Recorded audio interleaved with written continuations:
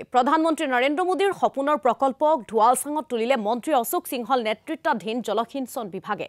ৰাজ্যত খেতিৰ ভৰপক সময়ত পথাৰত নাই পানী যোগানৰ ব্যৱস্থা। জিলাই জিলাই পৰিত্যক্ত হৈ আছে জলসিঞ্চন আঁচনিসমূহ। কৰবাত যদি নিৰ্মাণত বিসংগতি, আন কৰবাত বিকল হৈ আছে যন্ত্ৰপাতি। কোনো কোনো স্থানত নদীৰ পৰা পানী উত্তোলনৰ বাবে স্থাপন কৰা স্লুইজ গেটৰ বিসংগতিৰ বাবে কৃষক লাভৱান হোৱাৰ পৰিৱৰ্তে লোকচানৰহে সন্মুখীন হৈছে, যাৰ পৰিণতিত এতিয়া হাহাকাৰ কৰিবলগীয়া হৈছে হাজাৰ হাজাৰ কৃষকে। জলসিঞ্চন আঁচনিৰ দ্বাৰা পানী যোগান ধৰিব নোৱাৰাত বৰষুণৰ অপেক্ষাতে থাকিবলগীয়া হৈছে কৃষকসকল। কৃষিভূমিত পানী যোগানৰ বাবে কোটি কোটি টকা ব্যয় কৰি নিৰ্মাণ কৰা প্ৰকল্পসমূহত এতিয়া অচলাবস্থা। বিয়াগুম বিভাগটোৱে পানীত পেলাইছে দৰিদ্ৰ জনতাৰ কোটি কোটি টকা। আৰু চিপাঝাৰৰ পৰা এই সন্দৰ্ভত আমালৈ এক প্ৰতিবেদন আগবঢ়াব সাংবাদিক মনোজ আলীয়ে।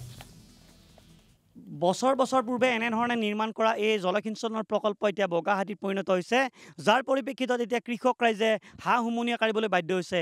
কাৰণ ওচৰতে জলসিঞ্চন প্ৰকল্প আছে, কিন্তু পথাৰত পানী নাই। মই দেখুৱাইছোঁ জলসিঞ্চন প্ৰকল্পটোৰ কেনেলসমূহ প্ৰায় কোটি কোটি টকা ব্যয় কৰি ইয়াত এই জলসিঞ্চনৰ প্ৰকল্প নিৰ্মাণ কৰা হৈছিল, কিন্তু আজিলৈকে আচলতে ননৈ বুৱতী উত্তোলক জলসিঞ্চন প্ৰকল্প নামৰ এই আঁচনিখনে এটুপিও পানী যোগান ধৰিবলৈ সক্ষম নহ'ল।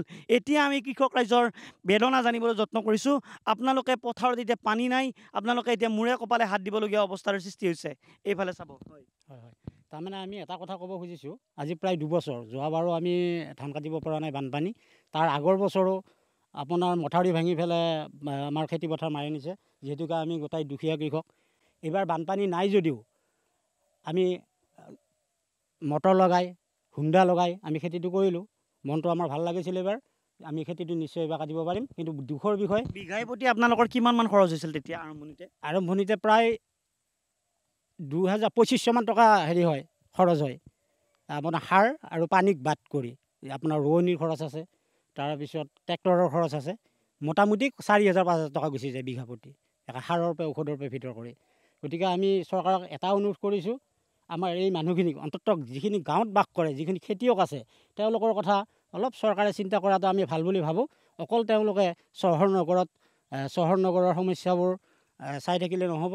গাঁৱলৈ তেওঁলোক আহক, আহি পেলাই গাঁৱৰ খেতিয়কখিনিৰ সমস্যাটো বুজি চাওক। এইটো আমি চৰকাৰৰ আহ্বান জনাইছোঁ। এই যিটো কেনেল আপোনালোকৰ নিৰ্মাণ কৰিলে, আমি দেখিবলৈ পাইছোঁ আপোনালোকৰ মথাউৰিৰ কাষত ডাঙৰ ডাঙৰ ঘৰ আছে, ডাঙৰ ডাঙৰ মেচিন আছে, ডাঙৰ ডাঙৰ পাইপ আছে, কিন্তু সেইসমূহৰে কেতিয়াবা এটুপি পানী স্পৰ্শ কৰিছিল নে? নাই। আজি 10 বছৰ 12 বছৰ হ'ল আজিলৈকে পানী দিয়া নাই। আৰু আমি চৰকাৰক এইবাৰে নহয়, আমি বাৰে বাৰে অনুৰোধ কৰি আহিছোঁ, অন্ততঃ চৰকাৰে এটা কাম কৰিব লাগে, নদীৰ পৰা পানী উঠোৱাটো কিয় ইমান মাথা মাৰি থাকিব লাগে? তেওঁলোকে এটা ডাঙৰ চাই বৰিং কৰক, যিটো কেনেলত ড্ৰেইন আছে তাৰ ওচৰত এটা বৰিং কৰক, কৰি পেলাই এটা ডাঙৰ মেচিন লগাই দিয়ক, তেনেকৈতো পানী দিব পাৰি। গতিকে তেওঁলোকে সেইটোকে নকৰে, কেৱল তেওঁলোকে যিকেইটা মানে আছে, এই কৰ্মচাৰী আছে, তেওঁলোক নাহে, আমি দেখাই নাই। মাজে মাজে কেতিয়াবা আহে? নাই দেখা নাই, আমি এতিয়ালৈকে দেখা নাই। আগতে আহিছিল বাৰু নতুনতে, কিন্তু এতিয়া আজি 5 বছৰ 6 বছৰৰ পৰা আমি দেখা নাই।